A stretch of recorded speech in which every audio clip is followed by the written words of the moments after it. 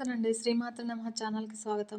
ఆ లలితా పరమేశ్వరి అమ్మవారి ఆశీస్సులు మనందరిపైన ఉండాలని సదా కోరుకుంటున్నాను. ఈరోజు కార్తీక శుద్ధ ద్వాదశి, ఉత్తాన ద్వాదశి అని కూడా అంటారు. ఈ ఉత్తాన ద్వాదశి నాడు తులసి మొక్కకి కళ్యాణం చేస్తారు. ఈ పుణ్యదినము దీనికి సంబంధించిన ప్రత్యేక అంశాలను, పూజా విధానం గురించి ఇప్పుడు మనం తెలుసుకుందాము. మన ఛానల్‌ని ఫస్ట్ టైం చూస్తున్నట్లయితే ఈ వీడియో మీకు నచ్చినట్లయితే లైక్ చేయండి ఫ్రెండ్స్. మరియు మన ఛానల్‌ని సబ్స్క్రైబ్ చేసుకొని సపోర్ట్ చేయగలరని భావిస్తున్నాను. ఉత్తాన ద్వాదశి నాడు తులసి శ్రీ మహావిష్ణుమూర్తికి వివాహం చేసినట్లు మన పురాణాలు చెబుతున్నాయి. కనుక ఈరోజు తులసి కొమ్మను వధువుగా అలంకరిస్తారు. మరియు విష్ణు స్వరూపంగా భావించే ఉసిరి మొక్క కొమ్మను తెచ్చి తులసితో కళ్యాణం జరిపిస్తారు. కొందరు కార్తీక శుక్ల ద్వాదశి నాడు తులసి మొక్క వద్ద ఉసిరి మొక్కలను నాటుతారు. మన పురాణ కథనాన్ని అనుసరించి తులసి కళ్యాణం కథ ఇలా సాగుతుంది. దేవదానవులు అమృతం కోసము సాగరాన్ని మదించినప్పుడు మొదటగా లక్ష్మీదేవికి సహోదరిగా తులసి పుట్టుకొచ్చింది. అప్పుడు తులసి కూడా శ్రీ మహావిష్ణుమూర్తిని ఆరాధించింది మరియు పెళ్లి చేసుకోవాలని కూడా కలలు కంది. అయితే అప్పటికే లక్ష్మీదేవి విష్ణువుకు భార్య అయ్యుండటాన సహజంగానే ఆమెకి తులసి మీద మహాకోపం వచ్చింది. తన భర్తకు మరో భార్య ఏమిటి అని చిరాకు పడి తులసిని నువ్వు మొక్కగా మారిపో అని లక్ష్మీదేవి శపించింది. అయితే తన పట్ల అంత ఆరాధన పెంచుకున్న తులసిని ఒక మొక్కగా మారిపోవడము విష్ణుమూర్తిని బాధించింది.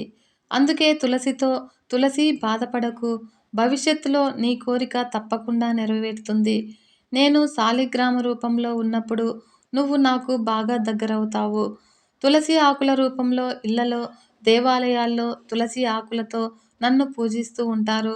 అంతేకాదు భక్తులందరూ నిన్ను ఎంతో పవిత్రంగా భావించి ఇళ్లలో తులసి మొక్కను నాటుకొని పూజిస్తూ ఉంటారు. నీకు నీళ్లు పోసేటప్పుడు భక్తిగా నమస్కరిస్తారు. నీ ముందు దీపం వెలిగించి పూజిస్తూ ఉంటారు. మరియు కార్తీక శుక్ల ద్వాదశి నాడు నీతో నాకు కళ్యాణం చేస్తారు. అప్పుడు నీ కోరిక తీరి సంతృప్తి చెందుతావు అంటూ ఓదార్చి దీవించాడు శ్రీ మహావిష్ణుమూర్తి. ఈ విధంగా తులసి మొక్కకు ఎనలేని పవిత్రత చేకూరింది. మరియు తులసి మొక్కలో ఎన్నో ఔషధ గుణాలు కూడా ఉన్నాయని మనకు తెలుసు. ఏ రకంగా చూసినా తులసి మొక్క మనకు ఆరాధ్య దైవమే. ఇంకా తులసి కోటకు పసుపు కుంకుమలు పెట్టి తులసి వనాన్ని భక్తిగా పూజిస్తాము. 365 వత్తులను తులసి కోట దగ్గరగా వెలిగిస్తారు. మరియు బెల్లంతో చేసిన పరమాన్నం వండి నైవేద్యంగా నివేదించాలి. కార్తీక శుద్ధ ద్వాదశి లేదా ఉత్తాన ద్వాదశి నాడు విష్ణుమూర్తితో తులసి మొక్కకు కళ్యాణం జరిపించి తీర్థ ప్రసాదాలు తీసుకోవడము మన ఆచారంగా కొనసాగుతుంది. మన హిందూ మతంలో కార్తీక మాసానికి ఎంతో ప్రాముఖ్యత ఉంది. ఈ మాసంలో శుక్లపక్షంలోని ఏకాదశి రోజున శ్రీ మహావిష్ణుమూర్తి 4 నెలల నిద్ర తర్వాత మేల్కొంటాడు. ఈ పవిత్రమైన సమయం నుంచి అన్ని రకాల శుభకార్యాలు మళ్ళీ ప్రారంభమవుతాయి. ప్రతి సంవత్సరము ఈ ద్వాదశి తిథి నాడు రోజున తులసిని ఆ శ్రీ మహావిష్ణువు శాలిగ్రామంతో వివాహం చేసుకుంటారని మన పురాణాల్లో పేర్కొనబడింది. అందుకే హిందూ సనాతన ధర్మంలో తులసి మొక్కను పవిత్ర మొక్కగా భావిస్తారు. మరియు ఈ తులసి చెట్టును లక్ష్మీదేవి స్వరూపంగా కూడా పరిగణిస్తారు. అందుకే తులసి చెట్టును నిత్యం పూజించాలని, ఇలా చేయడం వల్ల ఆ లక్ష్మీదేవి ఆశీస్సులు లభిస్తాయని మరియు తమ కుటుంబంలో సుఖశాంతులు లభిస్తాయని, కష్టాలన్నీ తొలగిపోతాయని నమ్ముతారు. మరి ఈ తులసి వివాహం చేయడం ద్వారా కన్యాదానానికి సమానమైన ఫలితాలు లభిస్తాయని మరియు మోక్షానికి తలుపులు తెరుస్తాయని నమ్ముతారు. అంతేకాదు మీ వైవాహిక జీవితంలో కూడా ఆనందంగా ఉంటుంది. ఈ నేపథ్యంలో ఈసారి తులసి వివాహము ఎప్పుడొచ్చింది, తులసి వివాహ ప్రాముఖ్యత, శుభముహూర్తము, పూజా విధానం గురించి పూర్తి వివరాలను ఇప్పుడు తెలుసుకుందాము. ఈ ఏడాది దేవుత్తని ఏకాదశి రోజు రాత్రే ద్వాదశి తిథి ప్రారంభం కావడంతో ఒకే రోజున 2 పండుగలను కలిపి జరుపుకునేవారు. అయితే ఈసారి నవంబర్ 24వ తేదీన శుక్రవారము దేవుత్తని ఏకాదశి తర్వాత ద్వాదశి తిథి నాడు తులసి కళ్యాణం నిర్వహించనున్నారు. ఈ పవిత్రమైన రోజున శాలిగ్రామం రూపంలో స్వామిని తులసీదేవి వివాహం జరుగుతుంది. కార్తీక మాసంలోని శుక్లపక్షంలో నవంబర్ 23వ తేదీ ద్వాదశి తిథి రాత్రి 9:01 గంటలకు ప్రారంభమవుతుంది. మరుసటి రోజు నవంబర్ 24వ తేదీన రాత్రి 7:07 గంటలకు ముగుస్తుంది. ఏకాదశి తిథి రాత్రి పూజ సమయము సాయంత్రము 5:25 గంటల నుంచి రాత్రి 8:46 గంటల వరకు ఉంటుంది. ఈ శుభ సమయంలో తులసిని వివాహం జరిపించుకోవచ్చును. అయితే ఈ తులసి వివాహం రోజున సూర్యోదయం కంటే ముందే నిద్రలేచి స్నానం చేసి ఉతికిన బట్టలను ధరించాలి. సాయంకాలము సంధ్య వేళలో మాత్రమే తులసి వివాహ పూజను ప్రారంభించాలి. మరియు తులసి వివాహం సందర్భంగా తులసి మొక్కకు శాలిగ్రామాన్ని కట్టాలి. ఆ తర్వాత గంగా జలాన్ని చల్లాలి. మరియు తులసి చెట్టు ఎదుట నీటితో నింపిన పాత్రను ఉంచి నెయ్యి దీపం వెలిగించాలి. తులసి మొక్క కుండలో చెరుకు మంటపము ఏర్పాటు చేయాలి. తులసికి శాలిగ్రామాలకు చందనము తిలకం రాయాలి.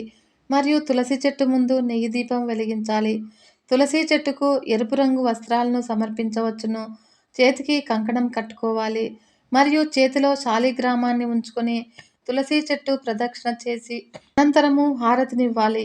మరియు తులసి వివాహం సందర్భంగా ఖచ్చితంగా ఉపవాసం ఉండాలి. మరియు పూజ ముగిసిన తర్వాత తులసీమాత కోసం చేసిన ప్రసాదాన్ని అందరికీ పంచిపెట్టాలి. ఈ తులసి వివాహం ప్రాముఖ్యత గురించి ఏమిటంటే, కార్తీక మాసంలో దేవదత్తుని ఏకాదశి రోజున యోగ నిద్ర నుంచి మేల్కొంటాడు. ఆ మరుసటి రోజే తులసిని తన శాలిగ్రామ అవతారంతో వివాహం చేసుకుంటాడు. అప్పటి నుంచి ఈ సంప్రదాయం ఆనవాయితీగా కొనసాగుతుంది. ఈ సందర్భంగా మీరు కూడా తులసి చెట్టుకు శాలిగ్రామంతో వివాహం చేయడం ద్వారా విష్ణువు మరియు లక్ష్మీదేవి అనుగ్రహం లభిస్తుందని చాలామంది నమ్ముతారు. అంతేకాదు ఈ తులసి వివాహం చేయడం ద్వారా కన్యాదానం చేసినంత ఫలితాలు లభిస్తాయని మన హిందూ విశ్వాసము. అంతేకాకుండా పురాణాల ప్రకారము తులసి మొక్కను పూజించటానికి అనేక కారణాలు ఉన్నాయి. స్వర్గము లేదా వైకుంఠానికి లోకానికి చేరేందుకు తులసి వారధిగా ఉంటుందని చాలామంది నమ్ముతూ ఉంటారు. మరియు భక్తుల అంతిమ లక్ష్యమైన మోక్షసిద్ధికి తులసి ఎంతో ప్రయోజనకరంగా ఉంటుంది. మరియు తులసిని పూజించడం వల్ల వాస్తు దోషాలు కూడా తొలగిపోతాయని భావిస్తూ ఉంటారు. కనుక ఈ తులసి చెట్టు ప్రదక్షిణలు చేయడం వల్ల రోగనిరోధక శక్తి పెరుగుతుందట. అంతేకాదు ఆయుర్వేద మందుల తయారీలోనూ తులసి మొక్కలను విరివిగా వాడతారు. ఎందుకంటే దీంట్లో అనేక ఔషధ గుణాలు కూడా ఉన్నాయి. మన దేశంలో అనేక మంది దేవుళ్ళు కొలువై ఉన్నారు. దేశవ్యాప్తంగా పూజలు అందుకుంటూ ఉన్నారు. మరియు వివిధ రూపాల్లో వీరిని పూజిస్తూ ఉంటారు. ఈ రూపాల్లో వేటికదే ప్రత్యేకమైనది. ఆయా రూపాలను పూజించే ప్రజలు ఆ దేవుళ్ళని హృదయంలో నిలుపుకొని పూజిస్తూ ఉంటారు. రామాయణ, మహాభారతాల వంటి పురాతన గ్రంథాలపై హిందూయిజం ఆధారపడి ఉంటుంది. వీటన్నిటిలో త్రిమూర్తులైన బ్రహ్మ, విష్ణు, మహేశ్వరుల ప్రస్తావన విరివిగా వస్తూ ఉంటుంది. ప్రతి దేవుడు ఈ ముగ్గురిలో ఎవరో ఒకరి అవతారమని ప్రజల నమ్మకము. అయితే హిందూ సంప్రదాయంలో కొన్ని చిహ్నాలకి ముఖ్యమైన పాత్ర ఉంది. ప్రతి దేవుడు ఏదో ఒక చిహ్నంతో అనుసంధానమైన ఉంటాడు అని నమ్మకము. ఆ రూపాన్ని పవిత్రంగా భావిస్తూ ఉంటారు. అదేవిధంగా సాక్షాత్తు పరమశివుడు శివలింగం రూపంలో కొలువై ఉంటాడని ప్రగాఢ నమ్మకము. అదేవిధంగా శ్రీ మహావిష్ణువు కూడా ఒక రూపంలో దర్శనమిస్తాడు. అదే ఈ శాలిగ్రామ రూపము. పవిత్రమైన నల్లటి రాయిగా దర్శనమిచ్చే ఈ శాలిగ్రామాన్ని వైష్ణవులు ఎక్కువగా పూజిస్తూ ఉంటారు. సాక్షాత్తు ఆ శ్రీ మహావిష్ణువు ఇందులో కొలువై ఉంటారని వారు నమ్ముతూ ఉంటారు. నేపాల్లోని గండకీ నది వద్ద ఈ శాలిగ్రామాలు విస్తృతంగా లభిస్తాయి. కొన్ని వేల ఏళ్ల క్రితం నుంచి ఈ ప్రాంతంలో శ్రీ మహావిష్ణువు కొలువై ఉన్నాడని నమ్మకంతో ఉంటారు. పురాణాల్లో ఈ శాలిగ్రామ శిల ప్రాముఖ్యత గురించి, దానిని పూజించడం వెనుక గల ప్రాధాన్యత గురించి విస్తృతంగా ప్రస్తావించబడింది. ఈ ప్రదేశంలో లభించే శాలిగ్రామ శిలలో విష్ణువు చిహ్నమైన నారాయణ చక్రం ఉంటుంది. ఇది ఎంతో పవిత్రమైన చిహ్నము. ఈ శిల వివిధ ప్రాంతాల్లో లభ్యమైనా కూడా ఇక్కడ కనిపించే శాలిగ్రామ శిలకి వాటికి దగ్గర పోలికే ఉండదని అంటూ ఉంటారు. అయితే ఈ శాలిగ్రామాన్ని పూజించడానికి గల ప్రాధాన్యతము ఏమంటే, మన పురాణాల ప్రకారము ఈ శ్రీ మహావిష్ణువు ఈ శాలిగ్రామ శిలలో కొలువై ఉండడం వెనుక ఒక ఆసక్తికర కథనం ఉంది. ఒకసారి శంఖచూడుడు అనే రాక్షసుడికి పరమశివుడికి మధ్య భీకర యుద్ధం సంభవించింది. అయితే శంఖచూడుడిని వధించడము ఎవరితరం కాలేదు. అతని భార్య పాతివ్రత్యం భంగం కలిగించిన తరువాత శంఖచూడునికి మరణం కలుగుతుంది. అయితే పరమశివుడిని ఓడించడానికి ఈ శంఖచూడుడు మహాశివుడి రూపంలో పార్వతీదేవిని చేరుకున్నాడు. అయితే ఆ విషయము పార్వతీదేవి గ్రహించి అదే సంఘటనని శ్రీ మహావిష్ణువు దూరం నుంచి గమనించాడు. అదే చిట్కాను శంఖచూడుడిని భార్య బృందపై ప్రయోగించదలిచాడు. అందువలన శ్రీ మహావిష్ణువు శంఖచూడుడి రూపంలో బృందా వద్దకు చేరుకున్నాడు. ఈ విషయాన్ని ఆమె గ్రహించలేదు. ఇద్దరూ కలిసి సంభోగంలో పాల్గొన్నారు. తద్వారా బృంద పాతివ్రత్యము దెబ్బతింటుంది. శ్రీ మహావిష్ణుమూర్తి తన భర్త రూపంలో తన వద్దకు చేరి తన పాతివ్రత్యాన్ని దెబ్బతీశాడని తెలుసుకున్న బృందాదేవి ఆగ్రహావేశాలకు గురైంది. అలా శ్రీ మహావిష్ణుమూర్తిని నల్లని శిలగా మారిపోమ్మని శపించిందట. అలా శ్రీ మహావిష్ణుమూర్తి వల్లనే తన భర్త మరణించాడని వేదన చెందింది. ఆ విధంగా శ్రీ మహావిష్ణుమూర్తి నల్లని శిలగా శాలిగ్రామ రూపంలోనికి మారిపోతాడు. అయితే ఆ తర్వాత తన శాపాన్ని వెనక్కి తీసుకోవాలని బృంద భావిస్తుంది. అయితే అది సాధ్యం కాదు గనుక ఆ రూపాన్ని శ్రీ మహావిష్ణువు రూపంగా కొలవమని దేవదేవుడు ఆదేశించాడు. అయితే ఈ శాలిగ్రామాన్ని పూజించడానికి గల ప్రాధాన్యత ఏంటి అంటే, పురాతన గ్రంథాల ప్రకారము ఈ శాలిగ్రామాన్ని పూజించడం వలన అనేక లాభాలు కలుగుతాయి.